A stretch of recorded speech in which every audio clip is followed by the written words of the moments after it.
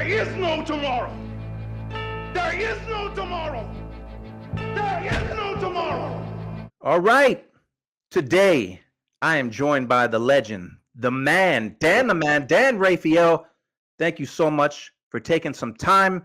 Listen, Dan, you and I go back. I was with HBO for 15 years, so I got to interview a ton of times, but it's been a while. And before I get into your accolades, let's talk a little bit about today. We're shooting this on a Monday, April 8th, a couple of hours before the big eclipse. Yeah. And I know you're in the Virginia area, I believe. We just had an earthquake. I'm in Connecticut. We had an earthquake on Friday and an eclipse today. So what's going on in the world nowadays? I mean, we had an earthquake down here not too far from where I live, 2011, 12, something like that, that shook New York also. So now we have the eclipse, which I'm only sort of mildly interested in because they have my son at school with the special glasses. Yep. They first do the cereal box. Then they said, no, we got to do the regular glasses. So, yeah, we got the eclipse going on. I mean, I'm outside of Washington, D.C. So as I understand it, we are not in the path of totality, but we're going to have like a pretty good size partial eclipse.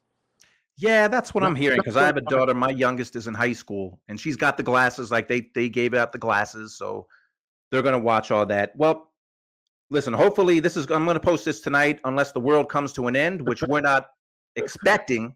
So I want to congratulate you because it's been 25 years since you've covered boxing full time. In March, I believe you told me 25 years covering boxing full time. Let's go back, Dan. Let's go back to how this all started. Again, I've got to interview you before, but so it's always talking about boxing, talking about a certain fight. But I want to get to know Dan, the man. So how did this journey start for you?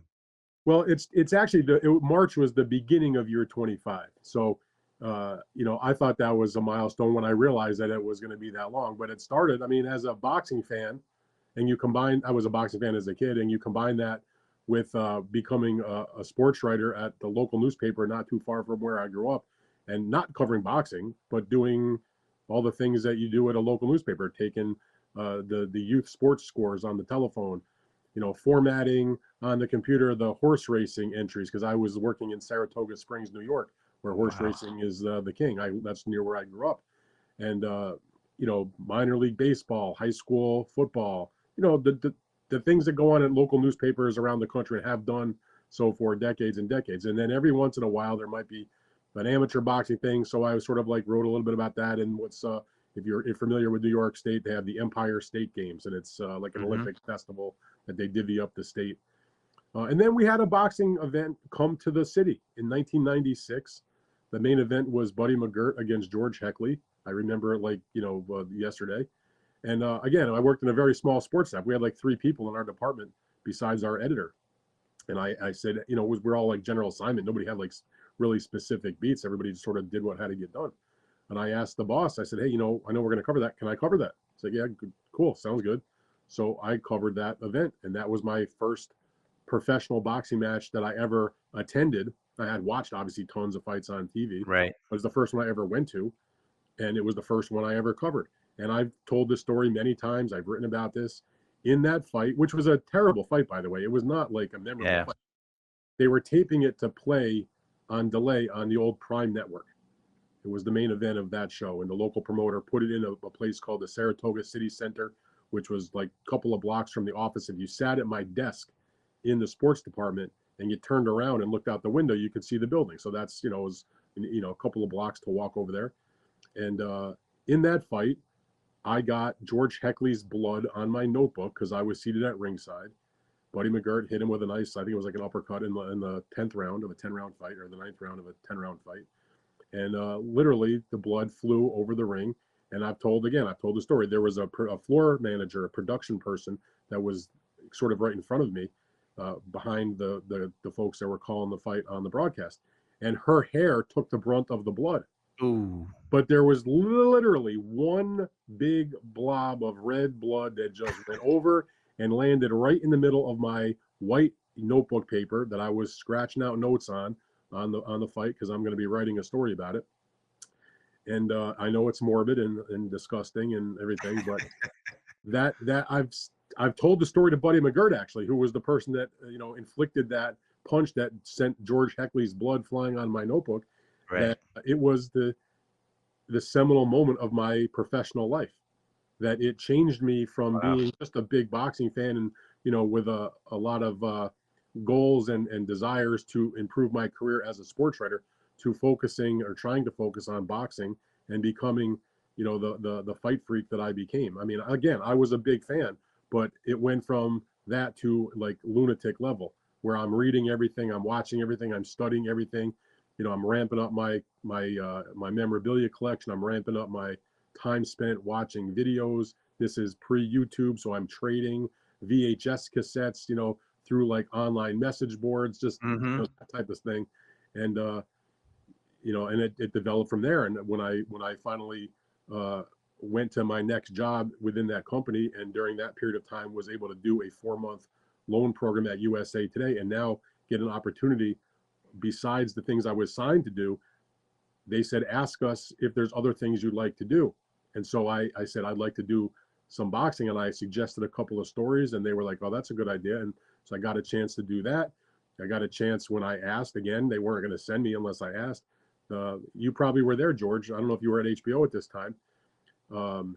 Halloween night, 1998, Boardwalk Hall in Atlantic City. It's about a year before I was there. Okay. So but I remember the night. This was the Prince Nassim Hamed. Yep.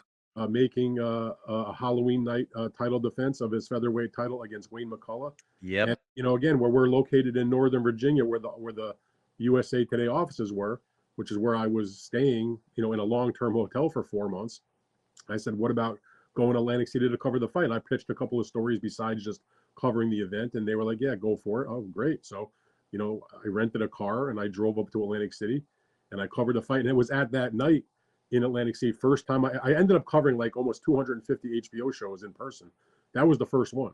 And it was at that where I met a lot of people that I still am in touch with today, where I met like Larry Merchant and Jim Lampley. Yeah. A lot of the HBO executives and the PR people and a lot of the promoters and a lot of the fighters. And I met Lou DiBella for the first time, people like that. And I still have relationships with a lot of those people, now 20-something years, 27 years later, whatever it's been. And again, that was the first time. And, it wasn't too long after that where I had gone back to my newspaper where I was working at that point in Binghamton, New York, and USA Today, which was in the same company, was looking to hire a boxing writer. And we were keeping in touch post my loan when I had gone back to my newspaper. And they called me and we had a couple of conversations, and they offered me a job to return to the DC area to be the USA Today boxing writer. I had, 6 or 7 years of experience as a sports writer, at the like college, high school, minor league, professional level. And I tell the story also. They offered me the job. I never asked how much money am I going to make? When do I have to start? Where do I have to live? And I didn't ask for any parameters. I didn't ask for anything. I said, yep, I'm in. Let's go. And here we are all these years later. I did 5 years at USA Today, 15 at ESPN, and now the last few years, doing my own thing. So 25 years. I want to ask you. That's the short version. That's the short. Well, 25 years. It's hard to pack. You packed it in pretty quick. 25 years. You got it in quick. 25 years, which is amazing. How do you still have the same enthusiasm? I know why I have my enthusiasm, but how do you still have the same love and enthusiasm for boxing as you did when you started? Well, I mean, there are days where you don't necessarily have the same enthusiasm, and that's whether you've done it for a long time or even just a few weeks or whatever. Because there is a lot of things in the sport that are not good, that kind of get you down. Whatever it is, like whether it's the fights themselves or how they go about, or the business, or getting it done, or just dealing with different situations within the sport. But at the end of the day, I love the sport. I love the fighters. I love the competition. I love to watch these men and women, put themselves out there like that. And I mean, I'm not the first person to say that. When you're in the ring, that's where the truth is told of the type of person you are, your mentality. You have to basically bear everything on fight night. And, I admire that about the fighters. I can never do that myself, but I can, sort of be close to it and watch it and observe it. And I have a lot of experience in doing so at this point. So I find it interesting seeing the next generation come along you can't help but make the comparisons of whether it's the people that you first started to cover or the people that you read about and watched from the more the older days. And so it's still exciting, and it's still, I've said this before.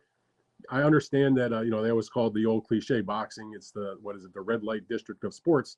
And that's attractive to it. I mean, I like the Wild West-ish part of it. Sometimes it gets a little bit overbearing and too much. Yes. But I'm all for a little bit of that sort of, everybody for themselves, but you still have to do it together at times to make these events happen and create these types of huge fights and huge events.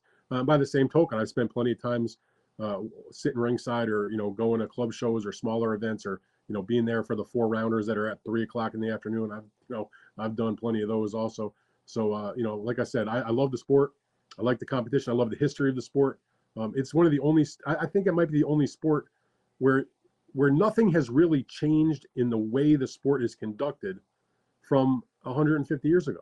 Right. I mean, a lot of sports haven't even existed for that long. Obviously there's been certain rules changes to the extent of, whether it's, they don't longer use a standing 8 count or, they used to not send the fighter to the neutral corner. But now, but a guy that was fighting in 1910, basically the same concept in 2024. You're in a roughly, 20 by 20 foot ring, and you're punching each other to see who can impose themselves on the other guy. Hasn't really changed. So I like that you can make those comparisons. The weight limits are the same as what they were. If you're a heavyweight back then, you're still over 200 pounds. If you were a middleweight, you were still 160 pounds, whether it's 2024, or 1925, whatever it is.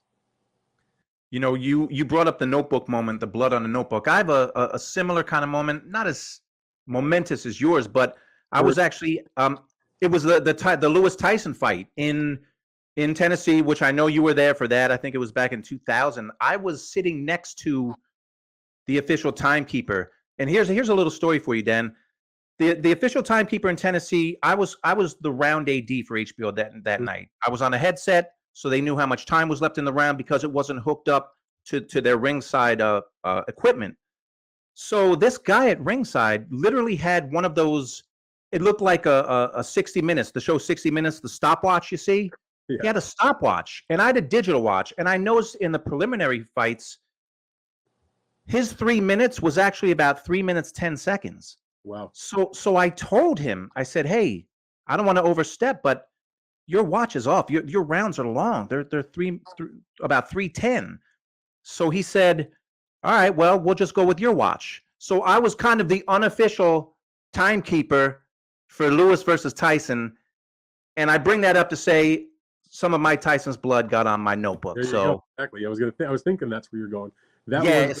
I think that was actually what, 2001 or 2. But no, I think you're right. It wasn't 2000. It was 01 or 02. Yeah, long time ago. If you were at the ring apron doing the clock, I was probably a few feet behind you because I was in the front press row of that fight and remember it extremely vividly. And I actually, it's funny when I watched back some of that fight in the past, and you see Emmanuel Stewart in the corner with Lennox, shouting at him the way he was. Yeah, they're shooting into the corner. And my face is right there in the middle. I got the white towel over my shoulder because it was huge. It was like 100 degrees in that arena that night. It was really super hot. And so, I always had a towel with me just for whatever in my bag, and I just slung it over my shoulder because it was so oppressive with the heat. But that was that whole week in Memphis that week was memorable, much less the night of the fight. Everything was bigger. I mean, it was like, you were there. It was like a giant party for a week. I got there on a Monday. I never travel to big fights on a Monday, except for it's a really, really, really big one. I was in Memphis for Monday on that one. Matter of fact, what I remember also, and you may have been there as well, the Saturday before Lewis Tyson, I was in Atlantic City covering Evander Holyfield against Hasim Rahman, the big hematoma. Oh, that's right. That's right. So went home from Atlantic City on Sunday, did laundry, showered up, and flew to Memphis on Monday, Monday like late morning. And I remember getting there in the baggage area, and it was a bunch of the guys that were there to cover the fight, getting their luggage and going to the hotel, because a lot of us got there on the Monday because it was a big giant weekend. They were gonna have separate press conferences, and it was some stuff was in Tunica, Mississippi, because they were the host casinos. That's right. So yeah, I remember so much about that week. Was crazy. What was crazy too, and I didn't even realize we were going to be talking Lewis Tyson, but what I remember Did I, George? Neither did I. sitting there ringside, because I was there, for the whole card, and it filled up really quick. You know how it is, the preliminary fights. There's not many people there. Not long before the main event, I remember I looked around and it still wasn't full. And then at one point I turned around and The Rock was behind me and Samuel L. Jackson, and it was completely filled. And the electricity in there, well, the electricity of big fights, but when they flashed Tyson on the screen, the place went crazy. And yeah, it was hot in there, Dan. I remember how hot it was in that place. That whole week was just oppressive heat. And but it was a huge fight in an exotic location because nobody was expecting, it was supposed to be in Vegas. I mean, obviously people, a lot of, right. Why in the world did that fight wind up in Memphis, Tennessee? And the answer quickly is just because Mike had bitten Lennox Lewis on the leg in the press conference that I was also at in New York City, where they were announcing the fight, which never actually happened because he bit his leg when they got into like a scuffle before the press conference. And because of that, the regulators in Nevada refused to license Tyson. And so the fight had to be postponed from the original date they were looking at, and they had to find a place to host it. And they wound up in, it was like an outlaw fight. We wound up in Memphis, Tennessee, not known for having like the most experienced and strongest commission in the world, but they got their stuff together, and, it turned out to be a great event. Well, we're talking about some old times, and let's talk about some new times. And I get asked this question a lot. I mean, that was 20 plus years ago. And back then you had HBO, you had Showtime, you had ESPN. The landscape is completely changed. Talk about that a little. And I want to ask you a question that I get asked a lot. Is boxing dying? And I hear that all the time. And my answer is boxing will never die. It'll change. It'll evolve. But talk about the changes since like the Lewis Tyson fight, how the landscape was then compared to now. Well, when you asked that question, is boxing dying? You saw me smile because I get asked that all the time, and people say that and pronounce that. And they've been saying that. I've actually seen like videos where like old, like from like the 60s or whatever, where they're having that conversation among journalists and fans back then. Or I've read old Ring magazines, and there's the headline, "Is boxing dying?" I mean, it's such bull. Yeah. It's so absurd. People are always going to fight, period. From now until the end of time. Boxing, yes, does it need some reform? Does it need some help along the way? Could it be a lot better and bigger? Absolutely. But in terms of the death, it's not happening. On given nights, it still creates some of the biggest electric moments in sports. It still creates and generates some of the biggest revenues that are possible in any kind of sport or entertainment for that matter on a single night. I mean, again, this is unparalleled. It's never happened, but it just goes to show you, they do a Mayweather-Pacquiao. The fight generates over $600 million in one night. Yeah. Something like that's obviously a massive outlier, but that the fact that it's even possible, it will never die. I think it was our good friend Larry Merchant that would say, boxing, you can't kill it and it will never die. Right. And that's just a fact in terms of how it has changed since that time period when it was basically HBO versus Showtime. ESPN was doing regular fights, but they were acknowledged and understood. They were sort of like AAA.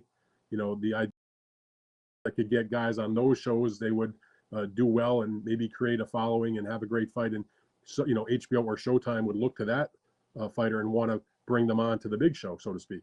And like you said, it has changed. I mean, I still have a hard time contemplating and dealing with the fact that my own mind, both as a reporter that covered these outlets, as well as just a fan, that here we are in 2024 in the earlier part of the year, and HBO doesn't exist for boxing anymore. It hasn't since 2018, the end of 2018, and that Showtime is now just a few months removed from its end of boxing involvement. So it's a huge change, a radical change. But ESPN is now doing not just the Friday night fight level fights that it once did, but it's doing the top level championship level events with top. Right. DAZN is obviously involved heavily with the matchroom boxing events and Golden Boy events, not to mention some of the smaller events they've been picking up. But there has been consolidation, I guess. I mean, I think it was better back then. Not necessarily. I'm not talking about the fights. There are going to be the fights. There's going to be good ones. There's going to be bad ones. Right. It seemed to be more settled that it was a real. People understood this is where you watch boxing for the biggest events, and there wasn't a lot of dispute about that. But there are different issues about the way that people consume DAZN or the way they consume ESPN and or ESPN Plus, and there's differences. But again, in the end, the bell rings and there's a fight. May look different graphic wise, may have different announcers, may have different bells and whistles, but the combat is the combat. I agree. I mean, it's a pretty simple equation. If you put together fights that people want to see, people will watch, and most likely the event's going to be a success. So, a couple more questions because we got the big eclipse today. So we got to get this in before this eclipse happens, because you never know what's going on in the world. But I wanted to ask you about your most memorable interview, and I ask you that because you were not my very first interview at HBO. The first fighter I interviewed was Bernard Hopkins, which you know how Bernard can talk. George, that's not really an interview. That's hello, how are you? And then he doesn't stop talking for half an hour. Exactly. People were falling asleep when I interviewed him because it ran about 3 hours and it was supposed to be a 30-minute interview.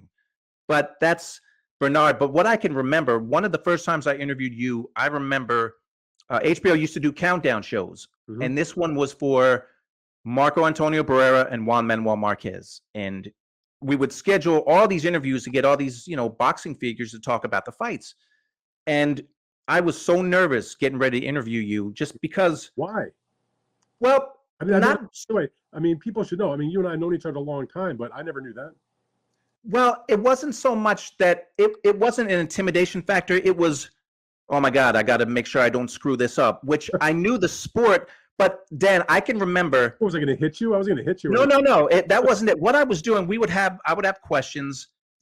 I wasn't listening during the interview. So if I would ask you, what do you think about this Barrera Marquez fight? And you would answer.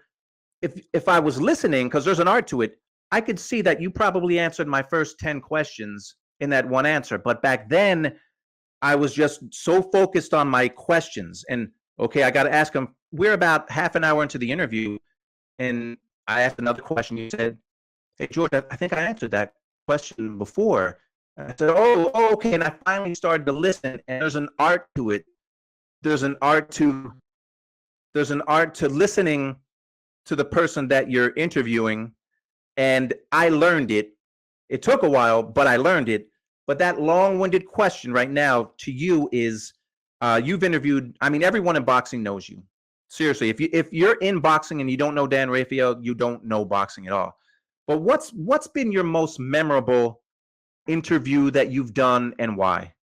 Well, first of all, the interview that you mentioned about you and I having that conversation for the countdown show for Barrera Marquez, no offense, I don't remember it. That's okay. You've done a million of these, so I was on a lot of those types of shows over the years. So yep. Nothing personal there. In terms of my personal interview that is most memorable, like you said, I mean, I've been really fortunate over all these years to have interviewed basically every figure of consequence in boxing, whether it's a boxer, a promoter, a manager, a TV person, you name it, historical figures within the sport, even if they're not currently active. But I have to say, I mean, the most memorable interview that I have had, and again, this is not an affront to anybody, and I've interviewed, like you said, tons and tons of different people.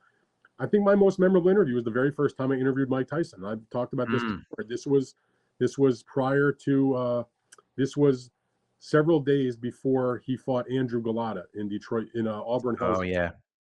And so I had gone to Detroit to cover the fight. Now the fight was on a Friday. It was a pay-per-view, on a Showtime pay-per-view. So I got there earlier than normal. But Mike, this was in like Mike's Looney Tune times. Like he was just terrible with the press. He was extremely belligerent, very, very difficult to deal with. Really wasn't doing almost any print interviews. The internet was not even relevant at that point in terms of interviews. It was still in its infancy. He hated most of the media guys who covered him for years, who he had bad relations with, particularly from the East Coast. I had been working at USA Today at that point. This is October of 2000. I've been there about maybe 7-8 months. I had struck up a relationship with Shelley Finkel, who at the time was Mike's manager. Mm-hmm. Not even related to Tyson. He was managing a whole bunch of other fighters also at that point. And so I would talk to him and, get some information, write different things about some of the events and fighters that his guys were involved in. And so I started to talk about the Tyson thing that was coming up. He was going to be fighting Golota. And, you try to lay the groundwork. And I got to a point where he was comfortable with me, He knew what the goal was. They were trying to promote a pay-per-view, so they needed like some publicity. Obviously, it's not just because I'm a nice guy. I was working for the biggest newspaper in the country as the national boxing writer. Right. So we had come to an agreement that Mike would do an interview with me. Like it was going to be, he said to me, this is going to be Mike's only one-on-one print interview before this fight. Wow. So we made the arrangements, and I'm going to Detroit, and we're supposed to meet whatever the day. I think it was maybe on Tuesday or Monday. Remember, the fight's on a Friday, and and we knew ahead of time this is going to be the cover story in USA Today. It may wind up on the front page of the paper, but probably it's going to be on the front page of the sports section. A couple of days before the fight, which obviously was good for them because they need a vehicle to help promote their event. Even though it's not like they were telling me what I got to ask the guy or anything like that. So I go to Detroit. And we're supposed to. The idea was let's put Mike in a positive frame of mind. Like I'm going to write what he says, so we're going to put him in a comfortable position. So he comes off well, even though I don't know what he's gonna say, right? Mm-hmm. So the idea is we're going to meet. It's going to be tranquil. It's going to be me, Mike. At the time, Tommy Brooks was his trainer. I remember Tommy. Yep. His publicist and Finkel. Those are the ground rules of who's going to be in the room. We're going to do it at Mike's hotel. He's going to be in a comfortable position. And I get a call. Mike doesn't want to. Mike's not in the mood. Okay, and now here we go.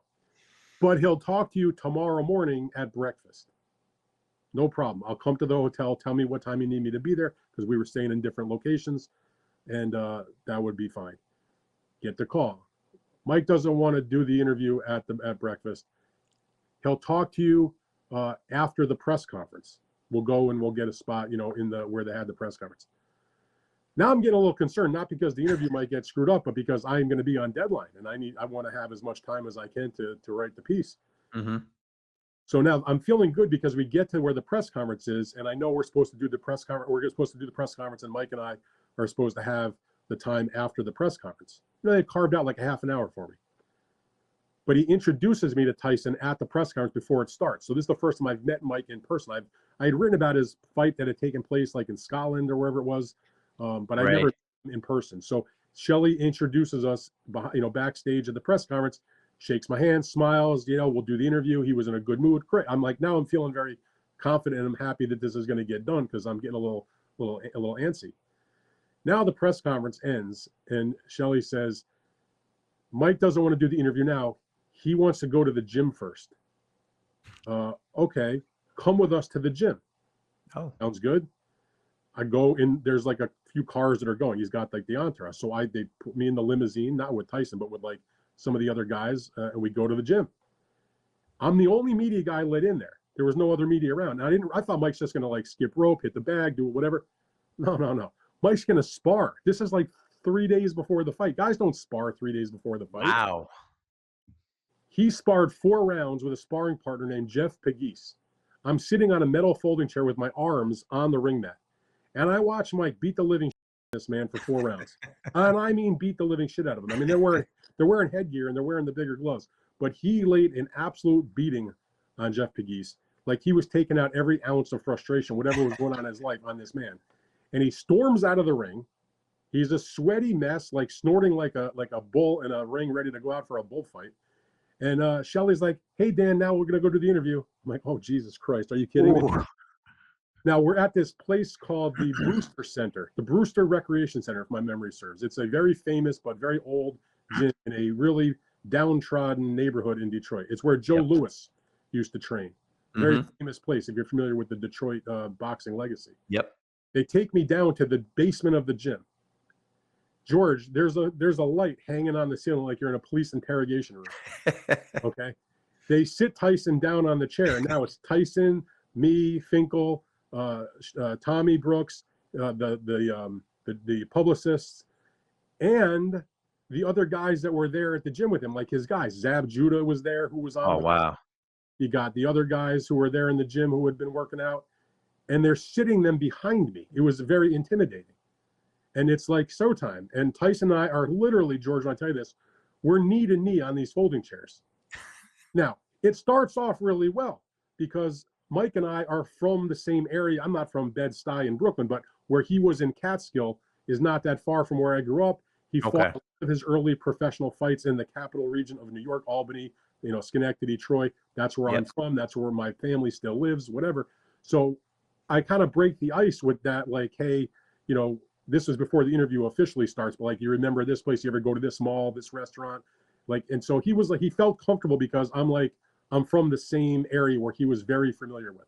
So we get off to a very good start in that respect. And I still, somewhere in my vast amounts of boxing crap, I still have the micro cassette of this interview somewhere. I have to dig that out someday. Wow. I don't remember what I asked him exactly, but it went downhill. And so what was supposed to be like the kinder, gentler Mike Tyson turns into an absolute train wreck. Okay. Like just a complete disaster, to the point where he tells me he hates white people, he hates the media, that he threatens my life at least twice. He calls my my ringside colleague Wally Matthews a reptilian piece of. He's going off on Don King, and then he finally gets to a point where he's so irritated by it wasn't like I was not asking like difficult or monumental kinds of questions. He starts poking me in the chest, and it's like he's gonna swing at me. I'm not like nervous, but I'm like, this is gonna go downhill real quick. We're like maybe 10 minutes into this thing, and this was 10 minutes in, if that, maybe 10 minutes, 10 12 minutes. Wow. And he gets so pissed off that he stands up and he throws the metal folding chair against the wall, like just not like picks it up, but shoves it with his arm. And at that point, we're all, me and Tommy and Finkel and the publicist were like looking at each other like, okay, they're like, that's it. And you ever see like a movie where like there's a threat to the president and they pick him up and they drag him up the stairs like physically? Yep. That's what this was like. Tyson's security detail like lifts me by the elbows and we go up the stairs. And they put me in the limo, and I'm in the limo for a few minutes, and then Finkel and Tommy Brooks, and there was one of the guys in Mike's team who was one of his Albany guys for many, many years, named trying to remember his name. That was also Jay Bright, was one of his longtime. Okay. Yep. And I was friendly with Jay. Jay was a cool guy. So we all get in the limo, and it was an outright disaster. We didn't even bring up the interview because everybody was there and knew what a disaster this was. And we were staying again at different hotels. They tell the limo driver, drop us off at our hotel and then take Rafael to his hotel. So we go drop off those guys. It was a real quiet trip from the gym to their hotel. I imagine. And then the limo driver is supposed to take me to my hotel. He gets lost from their hotel to my hotel. We're like lost in Detroit. I call up my buddy on the phone on my cell, and I'm like, dude, you're never going to believe where I am. He goes, you're in Detroit, aren't you? They're covering the Tyson. But I said, no, I mean specifically. I said, I'm in Mike Tyson's limousine. I just had the worst interview of my career, and they're taking me back to my hotel. I go back to the hotel. Now I got to work with what I've got. My editors at USA Today are still expecting a freaking Mike Tyson cover story. I'm like, okay. So I had enough to write and to go on, and I had talked to, set the scene and then whatever was there, already had been there now for 2 days. The story comes out, then like I forget if it was the next day or the day after that, but the story comes out in the paper, and the headline, again, we were hoping for kinder, gentler Tyson, right? The headline in USA Today that day is, I'll never forget this, "Full Force Tyson, I hate everybody." And that was the piece that ran in the paper. And the piece itself, I was okay with it. It wasn't like I was upset with how it came out, but I was disappointed that it was not what we had hoped for in terms of, putting. And again, I never knew what Mike was going to say or how he's going to answer questions, but I was disappointed that it devolved to that situation for reasons that were not necessary. So that is a memorable interview. But I'll give you a postscript to that, George. The postscript is this. So that's October. He gets the fight out of the way. He wins by stoppage. It turns into a no contest because he fails a test for marijuana. So that's October of 2000, I believe. Fast forward now, March-ish 2001. So what we're talking like 5-6 months later, I'm in Las Vegas to cover Holyfield, John Ruiz. I can't remember if it's the first fight or the second fight. Yeah. They take myself and like 6 or 7 other writers to Tyson's mansion that's off the strip in Vegas to interview him, because there's a lot of conversation, George, that he's going to fight the winner of that fight for the WBA title. So we're looking either at Tyson, John Ruiz, or perhaps a third fight with Evander Holyfield. And so we're waiting around for Mike to come out of his bedroom, and we're like mingling. We had like breakfast and brunch and coffee and bagels and the whole thing. And we're just hanging around. And so I'm standing with a couple of the guys, and Tyson finally comes out to grace us with his presence. And he walks right over to where I'm standing. It was me and a couple of the writers. And he says hello, and he looks me over. He didn't really know me. The only time I ever met him was, 5 months earlier in Detroit for, the miserable interview, and for a few minutes at the press conference before the fight, before the press conference. He taps me on the shoulder, on my chest with the back of his hand. He looks me up and down, doesn't say a word. So that was my signal. Like, we're cool. Like, don't sweat it. I remember that disaster. We're good. I never had another crossword with Mike Tyson in the 20 plus years that I've dealt with him since then. Wow. That is a crazy story. Have you ever brought this up to Mike? Have you ever had a chance to talk to him about the first time I met you and tell the story? I don't think I've ever had that conversation with him specifically. I mean, but it clearly, when he sees me, he views me as one of the guys that he knows from his days when he was still an active fighter.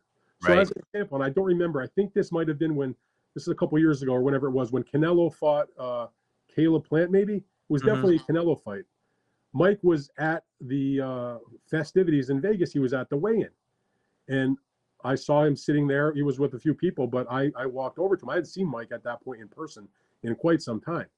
And one of his security guys was like kind of giving me a hard time. I'm like, listen, I'm not here to cause you trouble. I have my credential on. I'm not looking to interview him. I'm just going to say hello. And the guy was sort of like trying to give me a hard time. And Mike looked up and he saw me and he like brushed him aside. No, let him in. So Mike stood up. First thing he does, how you doing? Shakes my hand, gives me a hug. We talked for a couple minutes. He asked me about a couple of the other writers that he knew from back in the day. If I still see them or talk to them. It was very pleasant. That was a couple years ago. But Tyson, he was so mercurial. But that first interview, and again, I've interviewed George thousands of guys probably in my time. That is the most memorable interview. Forget about boxing. Just I think in my entire life of doing interviews with anybody, because I was a sports writer for obviously several years before I ever covered boxing. So that interview was one of a kind to me. It's imprinted in my brain forever. Wow. Well, I can see why. Well, Dan, I want to thank you for your time. I want to do this again with you because I've even talked about your boxing memorabilia collection. We'll save that for another time because there's a lot about Dan Rafael that people might not know. So we'll talk about that. But tell me before we go, instead of me saying it, where can people find your work, which I'm a member of your Substack, by the way. I don't know if you know that, but tell people where they can find your work and where they can see you. Yeah, I mean, I do most of my work these days is on Substack. It's my Fight Freaks Unite newsletter. It's also a website people can certainly go to. It's danrafael.substack.com. If you want to get the stuff right to you, as I say, George, you don't have to go look for the news and the commentary and all that. You just let it come to you. You just punch in your email address, and of course, we all have to make a living. So there's plenty of free content, but we have paid content also that helps support the cause. Which again, I've been at this now on the Substack for about 3 years or so, since not that long after I left ESPN, and it's been amazing. It's been a labor of love, but it's been very rewarding. I get to pretty much call my shots, do my own thing, and I've enjoyed it very much. And I've done some freelance also. I've done some stuff over the years for Boxing Scene in the Ring magazine and a few other places, and I of course work hard on my podcast twice a week with my partner TJ Reeves, the Big Fight Weekend. I love that too. We've got on the current episode I have my interview with Devin Haney as he goes into his big fight against Ryan Garcia coming up in a couple of weeks. So that's been a lot of fun to work on. But yeah, that's pretty much the places. You want to find me on my Substack. You want to hit up any of your podcast outlets and check out our podcast. But George, people say when I left ESPN, they're like, "What are you going to do?" I said, "What do you mean? What am I going to do? I'm going to still do my boxing thing." I'm a lifer. I mean, I admit it. Some people, they want to get out. They don't love it. They don't want to do it anymore, and that's fine. Go do your own thing. But at the stage of my life I am in, this is what I'm going to do, and that's it. End of story. Well, indeed, you're a lifer. And one last thing I want to say, I remember when you did the ESPN chats, and you would always talk about this, and I'm going to tell you what it is. Still, when I travel, sometimes in a hotel, if the water pressure is good in the bathroom, I'll say, "Hey, this is good pressure. I should let Dan know," because you would always talk about the water pressure in the hotels, and if it's good or bad. That started as a joke. That was like somebody that was in the chat who would they were asking me boxing questions. But, if you're going to do chats for that long and for that amount of time, you want to have some fun also. So I would put up some of the funnier ones that would come in that wouldn't get me in trouble with the bosses at ESPN or USA Today when I did them also. And it's randomly like, I forget even who the person was, but there was somebody with an ID or the name would always ask, like when I was at a fight traveling and doing the chat, how's the water pressure in the hotel? Mm-hmm. So it just became like a funny thing. And it sort of as here's the crazy thing about that, George. Like I would get into like, when you're, I mean, I can go through my normal life and nobody knows or cares who I am. But when I'm at a boxing event, people would recognize me or know who I am because they're there for the fights. And I was somewhat recognizable within the boxing community. So I would go to cover a fight, pick any random city in the United States or even internationally where I've gone.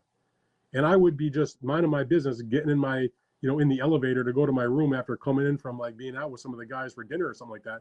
And guys or people in the elevator who were there for fight look at me. They wouldn't even say hello or, hey, what's up? Like, yo, how's the water pressure? That happened to me many, many times all around the United States. It is hilarious to me that people actually took that seriously and that found it to be funny. But there are worse things in life to have people recognize you and appreciate the humor for you telling them how the water pressure is. That's very true, and it's remembered. So I wanted to bring that up before we go. But Dan, it's a pleasure. I got to have you back on again so we can talk about some current events. But I wanted to make this about you because, like I said, I've interviewed you before, but I never really got to ask you questions about yourself. So I want to say I appreciate the time, and I will definitely talk to you soon, my friend. George, I appreciate it. Like, and let the people know, like when we started doing this, like I didn't realize till like the last like 30 seconds before we were gonna tape this that it was gonna be about me. I thought we were gonna talk about boxing, what's going on in the industry and what's going on in the sport right now. But that's cool. I'm glad we got to do that. That was fun. Thank you. Absolutely. We'll do it again, my friend. Sounds good. Anytime.